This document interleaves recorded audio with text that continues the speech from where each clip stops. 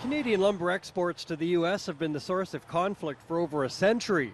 American duties are set to increase from 14% now to 30% later this year.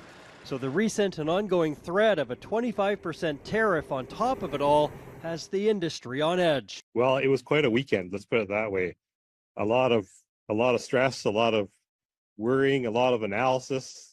We caught industry analyst David Elstone on his way to a pre-planned forestry conference in Idaho today, where the latest on-again, off-again tariffs threatened by U.S. President Trump are sure to be a hot topic. We can't discount it. We can't just ignore it. You know, when you think about the BC forest industry, the Canadian forest industry, yeah, it was a huge concern. That's because of the huge reliance we have on the U.S. market for our lumber alone, not even considering other products like pulp or veneer. Consider this, 60% of lumber production in Canada is exported to the U.S.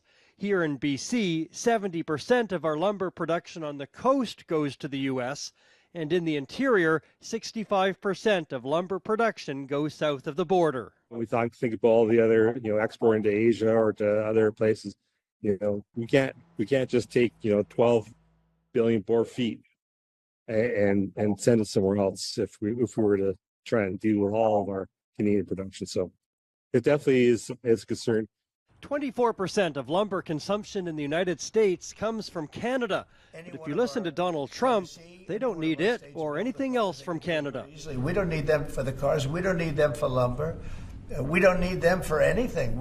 The good news is David Elstone says that's not true. The biggest source of saw timber actually could potentially be their national forests. But I think it's very unlikely that those national forests will ever be opened up to any degree that will amount to replacing what Canada brings to the table. He says 25% tariffs could have a negative impact on forestry in BC, but it's complicated. He says curtailments and layoffs are possible, but it'll depend on what the market for BC wood is at the time, supply and demand, and ultimately lumber prices.